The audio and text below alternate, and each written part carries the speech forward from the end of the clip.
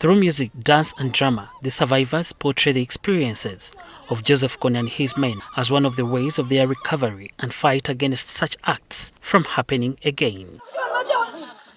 According to health experts, cognitive behavior therapy is applied to solve similar challenges faced by different society members. The people identified at community level were grouped into groups of 15, and they are taken through a 10-session therapy. And this was intended to provide counseling to the individuals in order to help them be able to cope with their situation, but also appreciate themselves and not to live into isolation.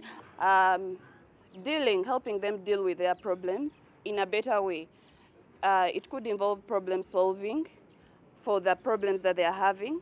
Let me say in a case of drug or substance abuse, you want to find out why the client is taking the drugs. And you're going to work together with the client to ensure that they are able to cope with the problems that they are having. In their groups, they identify development ideas and scaling. Here, they are urged to embrace financial literacy, especially the group saving to achieve common goals, joint ventures such as group farming, among others. In Padel District, some LRA war survivors, using profits from their savings group, they were able to start up a catering service group as a way of fighting poverty. This group, which comprises both women and men, is hired for between 50,000 and 200,000 shillings, depending on the size of the event. Look at after you have rehabilitated them psychologically, you have also rehabilitated them physically, but someone at home has nothing to eat. That is where we bring in the livelihood component of empowerment to strengthen them such that they are able to have a source of livelihood where they can be able to earn a living. Jimmy Kumakech, a former doctor at Gulu General Hospital, says the war greatly affected the lives of women more than men, especially those who are victims of sexual assault. Many of them suffered serious genital wounds, fistula, ulcers, mental illness, among other health challenges. So you find that most of the problems that they go to are due to sexual abuse. There are a lot of pelvic inflammatory diseases, and then we also got a number of people who had tears, bad tears. Then we had a number actually also had what you call VVF, vesicular vaginal fistula. I remember we had to transfer one patient from here up to Mbale where there was a camp. Most of our diagnosis when we go to the field is depression and bipolar. And this depression, the high number we have seen in the field is being affected by women. Dr. Kumakech adds that they faced several challenges while administering treatment to the war victims, one of them being low equipment technology, understaffing of the medical personnel, insufficient food to feed the patients. The other challenges included patients' refusal for post-medical checkups after getting palliative pain relief, as well as some who didn't want to be admitted in the hospitals. Thank God, now there are CT scans and what have you around, MRIs around the government facilities, okay? But by then you find that you are supposed to go up to Mulagu. And as we talk right now at the facility here, we are only 3 staff. So the issue of understaffing is so alarming in the district of Pade, whereby for us we are very few.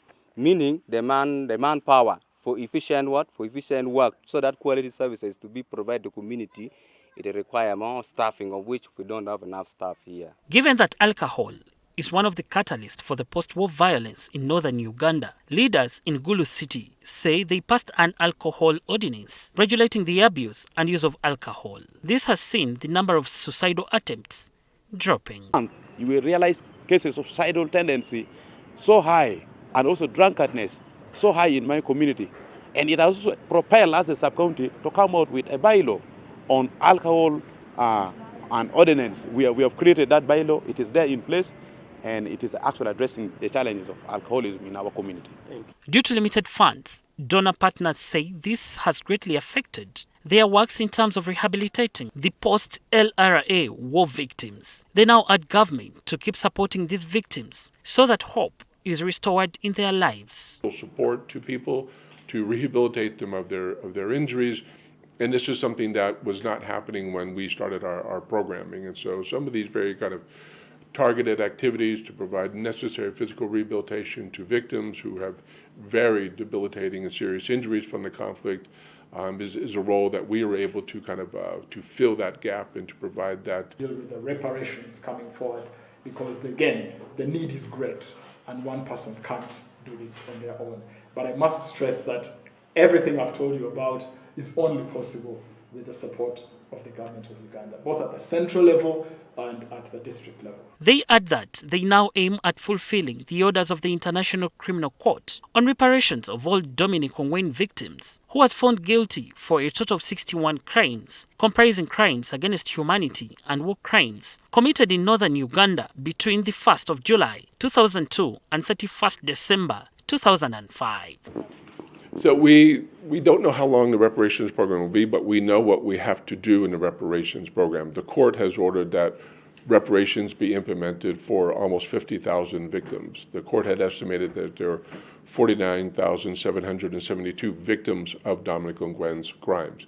And the court had issued that there should be reparations afforded to them with regards to a symbolic payment for each victim, and rehabilitation services, medical or counseling or livelihood, should be afforded to the victims of Dominic Ongwen's crimes. And there should also be some collective community reparations, such as monuments, memorials, or commemoration ceremonies as well. And so we have to implement those activities. It will take a number of years. Becca Senyonga Mlinde, NTV, Weekend Edition.